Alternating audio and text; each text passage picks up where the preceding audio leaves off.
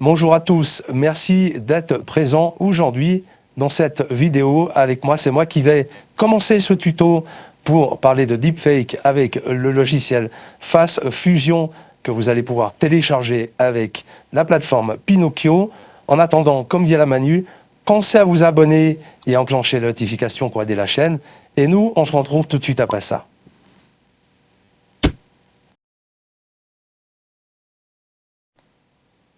Bonjour à tous, merci d'être présents aujourd'hui dans cette vidéo avec moi. C'est moi qui vais commencer ce tuto pour parler de deepfake. Voilà, ça c'est le vrai moi. Alors vous l'avez compris, on va télécharger donc Face Fusion avec la plateforme Pinocchio qui simplifie grandement la tâche en termes d'utilisation. Et ce logiciel de deepfake obtient des résultats qui sont plutôt satisfaisants. Là, on va regarder ensemble quelques réglages. On fera les étapes de A à Z. Je voulais quand même remercier à nouveau la chaîne de Johan Solutions Digitales qui avait déjà publié une vidéo là-dessus. Moi, j'ai simplement voulu reproposer quelque chose de différent en termes de compréhension. Et c'est vrai que moi, en naviguant sur le net, j'ai trouvé pas mal de tutos là-dessus. Et ceux qui me parlaient le plus, personnellement, c'était celle de la chaîne de Johan. Et moi, je vais vous proposer quelque chose, j'espère en tout cas, qui sera plus simplifié pour que vous compreniez mieux comment on arrive à faire toutes ces étapes qui peuvent paraître au départ un petit peu compliquées. Allez, on se retrouve tout de suite après ce petit tuto. On va commencer au départ à aller chercher directement Pinocchio. Alors, sur le site principal, on va se mettre sur la première page, ici. La voici. Donc, vous tapez simplement dans le moteur de recherche Google, par exemple, Pinocchio. Une fois que vous êtes sur la page, vous cliquez sur téléchargement et la version qui vous intéresse. Moi, ce sera Windows. Et ici, vous avez un fichier zip. Donc, je ne le reprends pas, moi, parce que c'est la version que j'ai installée. Et une fois que c'est fait, vous décompressez, vous laissez faire et vous allez après lancer l'appli. Et vous allez vous retrouver sur cette page-là très précisément. Vous avez la totalité des programmes. Alors vous chercherez à quoi ils correspondent sur Google. Nous, ce qui nous intéresse, c'est Face Fusion 2.2.1. Je clique ici et je clique sur téléchargement. Soyez patient, c'est un peu long. Vous avez environ 7 à 8 gigas à télécharger. Et ensuite, vous le verrez apparaître dans le menu qui est ici. On va le lancer. On va simplement cliquer sur l'icône Launch.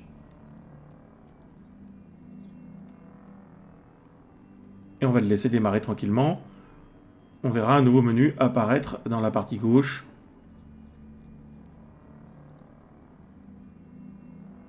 Alors, soit vous cliquez directement ici, vous ouvrez une fenêtre dans le navigateur, malgré que les calculs se fassent en interne, soit vous cliquez ici et vous avez la fenêtre qui s'ouvre directement dans Pinocchio.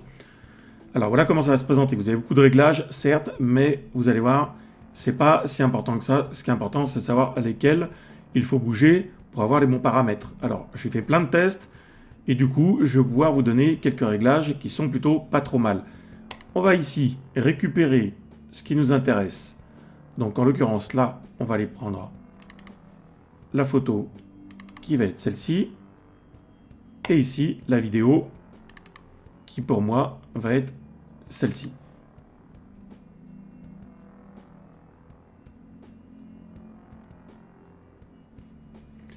Vous allez avoir une prévisualisation, décidément, qu'on va voir en haut à droite. Alors vous voyez, l'image n'est pas super nette. Donc on va commencer par les explications au niveau des réglages. Beaucoup de choses que vous n'allez pas avoir forcément à bouger. Ici, il y aura de la modif. Ici, on en aura un peu aussi. Dans cette partie-là, on touche rien. Ici, on touche rien. Ici, jusque là, la sortie vidéo, on la modifiera. Ici, on modifie rien non plus.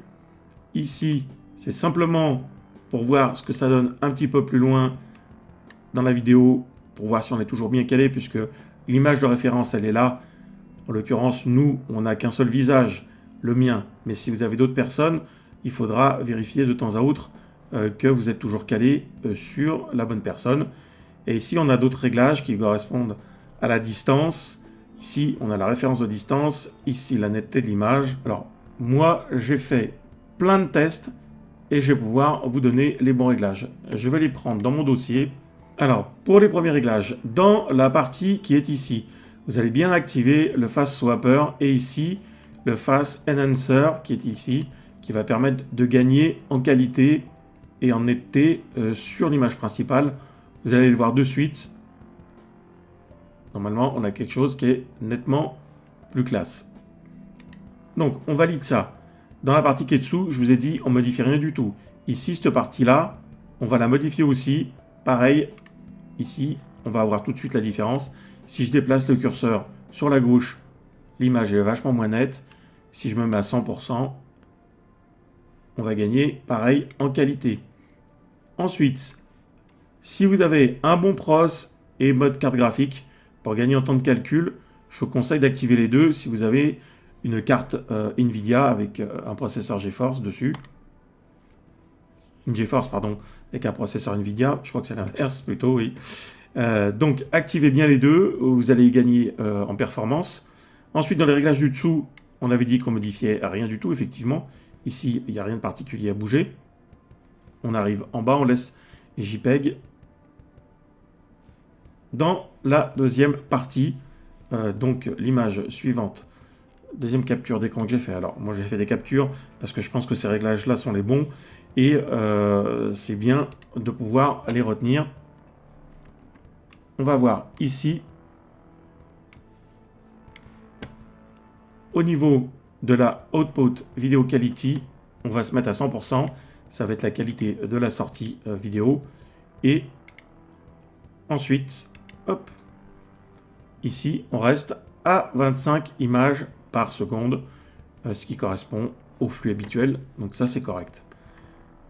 Maintenant, nous allons nous remettre dans la partie gauche ici. Et dans cette partie-là, on va descendre. L'image de référence, ça reste. En réglage 0,6 ici pour la référence face distance, on ne la touche pas. On va descendre un petit peu en dessous.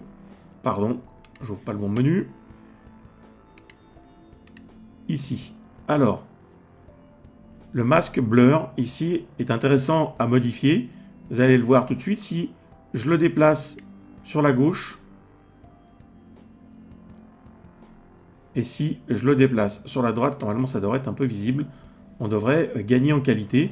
Et c'est le cas. Alors évidemment, sur une petite vignette comme ça, on ne s'en rend pas compte. Mais au final, sur tous les calculs que j'ai pu lancer, la différence, elle est flagrante. Et ensuite, on va regarder dans la partie du dessous, qui est ici. On a un réglage par défaut qui est à 0,5. On va le laisser aussi à 0,5. En fait, vous avez vu, il n'y a pas tellement de paramètres à modifier. Voilà ce que ça donne. On a celui-là que j'avais modifié. Si je me souviens bien, on a une résolution d'image. Alors, je vais me remettre dessus. Je ne voudrais pas non plus tout vous mélanger. Si l'image que vous avez téléchargée le permet, passez ici en 1024. Donc, on va faire la modification tout de suite. 1024. Et l'image est apparue. Donc, je clique sur Start. Je laisse tranquillement le calcul se faire. Alors, encore une fois, ça va dépendre des performances de votre machine. Moi, je suis sur un Ryzen 9, 64 Go de DDR4, une GeForce RTX 3070 avec 8 Go de RAM. Donc, du coup, il me suffit de cliquer ici sur Serveur et on va voir ici le temps de calcul qui va s'afficher. Donc, c'est relativement rapide. Donc, ces paramètres de réglage sont les plus, en tout cas les plus précis, à mon avis. Donc là, moi, je vais arrêter là, en fait, parce que c'est peut-être pas la peine que je relance une seconde fois le calcul. Au final, on obtient bien la vidéo qui est celle-ci. Alors, le premier réglage que j'avais fait au départ était même moins bon en termes de qualité. Donc, la version 4 de mon test, c'est celle-ci. Bonjour à tous, merci d'être... Donc, on est relativement propre au niveau de la qualité ici. Et j'ai pas les bugs que j'avais ici au niveau du tableau en arrière-plan. Donc ça, c'est assez intéressant. Donc une fois qu'on en est ici, qu'on en est là, on va dire très précisément, il va falloir qu'on fasse une extraction audio. Alors, vous avez plusieurs possibilités qui s'offrent à vous. Soit vous utilisez Premiere Pro qui le fait très facilement, ou un autre logiciel de montage vidéo, si vous avez cette possibilité. Sinon, vous avez un site en ligne qui est celui-là, avec lequel ça fonctionne hyper bien. Alors, c'est juste un petit peu long. Vous allez directement sur Audio Extractor. Vous avez le lien, bien sûr, dans le descriptif. Vous ouvrez votre fichier ici. Vous sélectionnez directement le fichier final. Pour moi, ça va être celui-là. Et il va s'uploader. Alors, ça peut prendre un peu de temps. Vous voyez, le fichier est un peu lourd. Parce que là, on est quand même en 3840, je crois. Je ne sais même plus. La vidéo, vous voyez, 3840 par 2160. Donc forcément, ça fait un fichier assez volumineux. Mais ça se passe plutôt bien. Donc on va laisser travailler. Ça prend une bonne dizaine de minutes suivant votre connexion Internet. Et une fois que vous allez récupérer votre fichier audio, il va falloir récupérer aussi la voix qui correspond. Donc, vous avez plein de sites différents. Moi, j'ai utilisé Voice My AI, qui fonctionne plutôt bien. Donc, vous avez la possibilité d'en faire un certain nombre gratuitement. Et j'ai récupéré mon fichier à ce niveau-là. Donc, vous vous connectez sur le site. Vous prenez votre identifiant, par exemple, pour Gmail. Ici, on va sélectionner générer votre clonage. Vous allez sélectionner dans la partie gauche votre fichier audio. Il est donc présent dans la partie qui est là. Bonjour à tous, merci d'être... Et ici, vous avez les différentes voix. Alors, vous avez le choix, hein, vous en avez quand même pas mal. On va sélectionner celle-ci. Et après, il vous suffira simplement de lancer le calcul, générer le clonage là, et ça donne le fichier que j'ai ici. Bonjour à tous, merci d'être présent aujourd'hui dans cette vidéo avec... Voilà, donc on l'a là. On va se le retélécharger pour que la chose soit bien faite. Donc il est ici, je vais le poser sur mon bureau. Et après, je vous invite, si vous n'avez pas de logiciel de montage, de télécharger VSDC, qui est gratuit. Donc, vous ne pourrez pas tout faire avec, mais en tout cas, c'est un logiciel qui a le mérite de fonctionner plutôt simplement. On va importer du contenu, on va récupérer directement ce qui nous intéresse. Pour le coup, voilà ce qu'il nous faut. On valide ici. Oui, pour la résolution. Et voilà. On a ici le bon fichier, mais pas avec la bonne voix. Bonjour à tous, merci d'être présent aujourd'hui. C'est pas grave, je descends dans la partie gauche ici. Je dissocie la piste. Ça va donc me la mettre en parallèle. La voilà. Je vais la supprimer. Et je vais aller chercher dans le menu gauche, ici, le fichier audio de référence qui va être celui-là. Et voilà ce que ça donne. Et à partir de là, on est bon. Bonjour à tous, merci d'être présent aujourd'hui dans cette vidéo avec moi. C'est moi qui vais commencer ce tuto. Et voilà, ça fonctionne plutôt bien. Donc on voit que sur une image de face, voire de 3/4, le suivi est assez valable.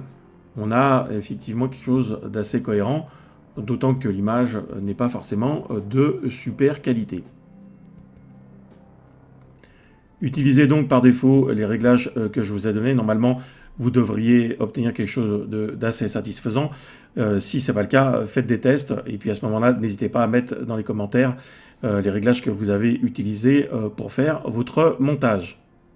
Comme vous avez pu le voir, vous avez beaucoup de réglages différents. Ce n'est pas forcément la peine d'aller naviguer dans tous les menus. En tout cas, il vous faudra faire plusieurs tests pour obtenir quelque chose de satisfaisant. Alors pensez à récupérer bien sûr une vidéo de bonne qualité et les images que vous allez rechercher, de les prendre plutôt en haute définition de manière à ce que le placement se fasse correctement. Alors vous l'avez compris, c'est votre machine qui va calculer. Ça va dépendre du type de RAM que vous avez, du type de processeur, du type de carte graphique. Donc il faudra être plus ou moins patient. Et autre dernier point pour terminer, vous avez des mises à jour assez régulières de ce logiciel. Pensez à les faire. En règle générale, ça améliore grandement les performances. Voilà, c'est tout pour moi pour aujourd'hui. N'hésitez pas à mettre des commentaires et à poser des questions. J'y répondrai bien sûr avec plaisir. Et je vous dis à bientôt pour des vidéos et plein d'infos. Ciao, ciao. N'hésitez pas à mettre enfin, n'hésitez pas quoi. Enfin, on t'hésite, c'est pas bien. Hein. Non, faut pas hésiter. Vas-y, n'hésite pas. Comme vous voulez. Oh, putain, faut recommencer 50 000 fois. Oh. Bon.